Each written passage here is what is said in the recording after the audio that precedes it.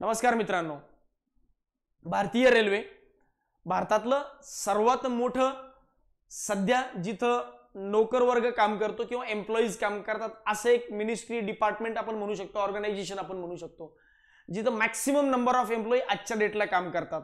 भारतामध्ये maximum employees कुठे काम करतात असा बरेचदा वेगवेगळ्या स्पर्धा परीक्षेत सुद्धा प्रश्न विचारलाय. तर ती मिनिस्ट्री किंवा ते डिपार्टमेंट, ती ऑर्गनायझेशन म्हणजे इंडियन रेल्वे, भारतीय रेल्वे.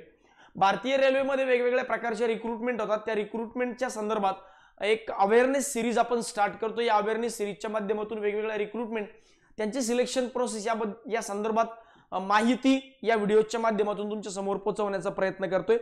सगळ्यात पहिल्यांदा ALP असिस्टंट लोको पायलट बद्दल हा व्हिडिओ आहे. हा व्हिडिओ असिस्टंट लोको पायलटचाच टाकण्यामागचं रिझन काय, तर असिस्टंट लोको पायलटचं एक नोटिफिकेशन आज वेगवेगळ्या न्यूजपेपरमध्ये, एम्प्लॉयमेंट न्यूजपेपरमध्ये पब्लिश झालं की एक 5,500 जागांचे रिक्रुटमेंट या नोटिफिकेशनच्या माध्यमातून येणार आहे. यासाठी नेमकी सिलेक्शन प्रोसेस कशी असेल, काय असेल, या संदर्भात डिटेल नोटिफिकेशन लवकरच येईल. कारण 20 जानेवारीपासून यांचे ऑनलाईन ऍप्लिकेशन चालू होत आहेत.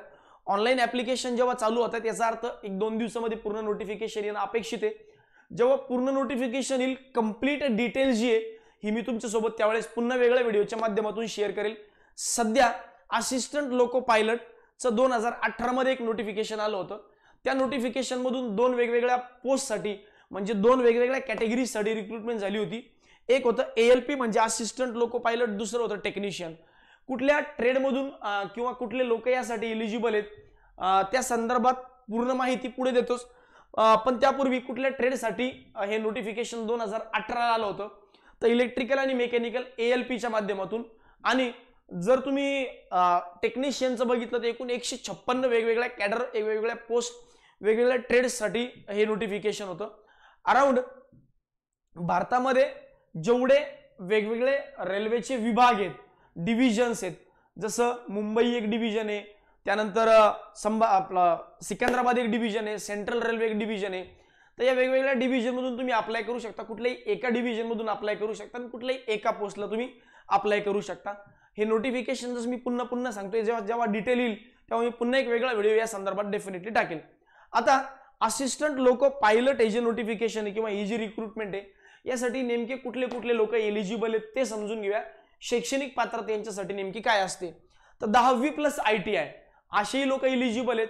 ज्या पर्टिक्युलर कोर्समधून, ज्या पर्टिक्युलर ट्रेडचे रिक्रुटमेंट येते, त्या पर्टिक्युलर ट्रेड मध्ये म्हणा किंवा त्या पर्टिक्युलर ट्रेडमधून तुमचं एज्युकेशनल क्वालिफिकेशन म्हणजे ITI झालं असावं, 10वी+ ITI. जर तुमचं 10वी+ ITI नसेल पण 10वी+3 वर्षांचं अप्रेंटिसशिप जर तुम्ही कुठे केलं असेल, ते लोक सुद्धा एलिजिबल आहेत.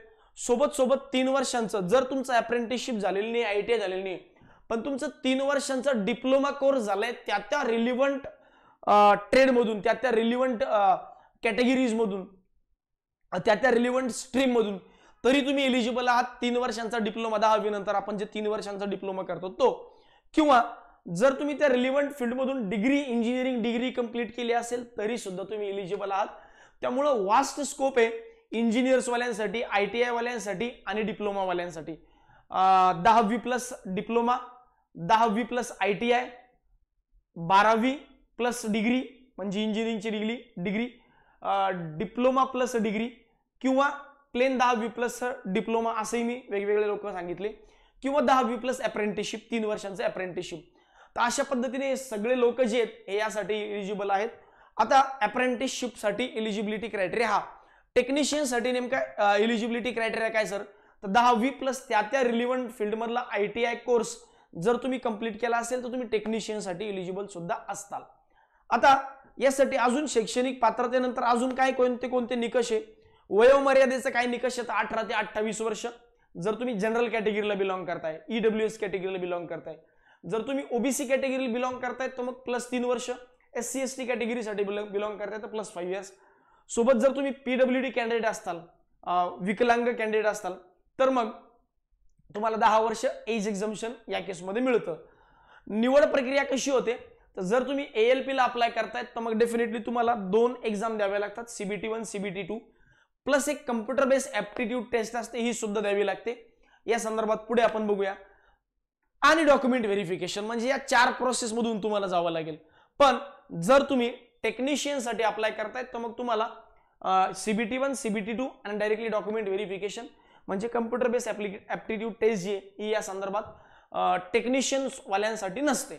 बर मग नेमका एक्झामचा पॅटर्न कसा असतो, कशी परीक्षा होते, तर 4 विषय CBT 1 मध्ये तुमचं मॅथमॅटिक्स म्हणजे ज्याला आपण क्वांटिटेटिव्ह ऍप्टिट्यूड म्हणतो तो वाला पार्ट, सोबत लॉजिकल रिझनिंग, जनरल सायन्स आणि करंट अफेअर्स हे 4 विषय विचारले जातात.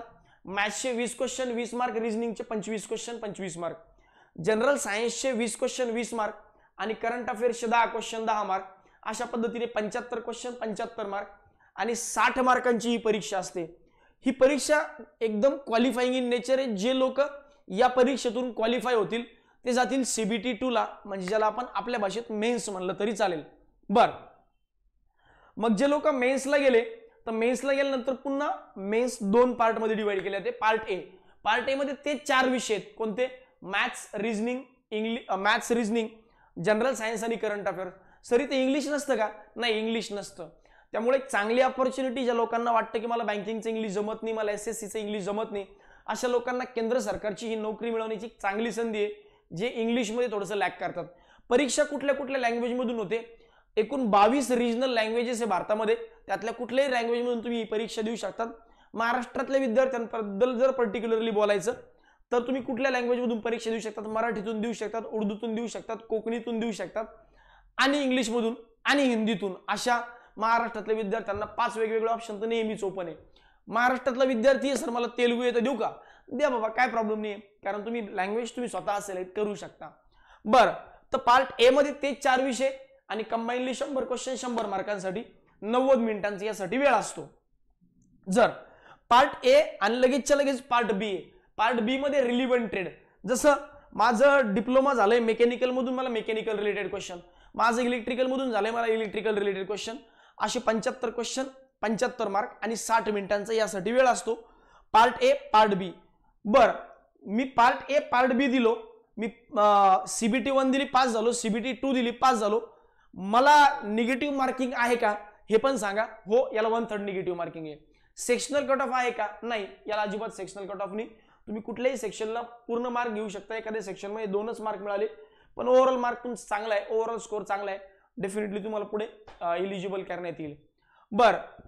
मी CBT 1 क्वालिफाय झालो, मी CBT 2 क्वालिफाय झालो, ALP साठी अप्लाय केलंय, तर मला computer based application aptitude test पण द्यावी लागेल. पण जर मी टेक्निशियन साठी अप्लाय केलं तर मी फक्त 2च पोस्ट, कुठल्या 2च exam, CBT 1 CBT 2 direct document verification. पण जर मी ALP साठी अप्लाय केलंय CBT 1 CBT 2 computer based aptitude test, याच्यामध्ये काय चेक करतात सर? याला म्हणा सायकोमेट्रिक टेस्ट. सायकोमेट्रिक टेस्ट म्हणजे मानसिकता. मग तुमचं कॉन्सन्ट्रेशन कसं आहे? सर ALPचं नेमकं काम काय असतं? रेल्वे चालवणे, जबाबदारीचं काम आहे. जबाबदारीचं काम आहे तर तुम्ही फिजिकली फिट असले पाहिजे, मेंटली फिट असले पाहिजे. हे कुठून चेक करणार? या एक्झामच्या माध्यमातून. या एक्झामच्या माध्यमातून तुमचा फिजिकल फिटनेस आणि सोबत सोबत मेंटल फिटनेस चेक केला जातो. सायकोमेट्रिक टेस्ट असते. या 5 वेगवेगळ्या बॅटरीज म्हणतात याला. या प्रत्येक बॅटरीजला 100 मार्क असतात. त्यातले मिनिमम 42 मार्क तुम्हाला पास होण्यासाठी लागतात. जर तुम्ही या 5 बॅटरीज मध्ये पास झाले तर तुमचं फायनल सिलेक्शन होतं CBT 2 वाला पार्ट ए. म्हणजे कोणता? क्वांट रिझनिंग, GK आणि करंट अफेअर्स. ते जे 100 मार्कांचं होतं ते त्याला 70 मध्ये कन्वर्ट करण्यात येतं. आणि ज्या बॅटरीज आहेत, ज्या सायकोमेट्रिक टेस्ट ज्याला मी कम्प्युटर बेस्ड ऍप्टिट्यूड टेस्ट म्हणलं, त्याचे 30% वेटेज असं मिळून 100% कंबाईन केलं जातं आणि मग फायनल सिलेक्शन त्याच्यावर होतं. सर मग त्या ट्रेडचं काय? ट्रेडचं काय झालं? नाही, तो ट्रेड फक्त क्वालिफाईंग इन नेचर आहे. त्यात तुम्ही फक्त क्वालिफाय करा. त्या 75 मार्कांचं काउंटिंग कुठे होत नाही. तुम्ही नीट बघा, इथे दिले 70% weightage for marks obtain in part A and 30% of weightage marks obtain in computer based aptitude test, या पद्धतीने. त्यामुळं फायनल सिलेक्शन जे हे पार्ट ए CBT 2चं पार्ट ए आणि 30% वेटेज जे हे कशाचं? तर कम्प्युटर बेस्ड ऍप्टिट्यूड टेस्ट त्या 5 बॅटरीजवर. पण जर मी टेक्निशियन साठी अप्लाय केलं तर काहीच हरकत नाही. मग तुमचं फायनल सिलेक्शन कुठून होईल? CBT 2 पार्ट ए, एवढंच तुमचं सिलेक्शन, म्हणजे ते 100 मार्कांपैकी. हे झालं की डायरेक्टली डॉक्युमेंट व्हेरिफिकेशनला तुम्हाला बोलायला जाईल, म्हणजे ऑलमोस्ट तुमचं फायनल सिलेक्शनच आहे. अशा पद्धतीने ही सिलेक्शन प्रोसेस आहे.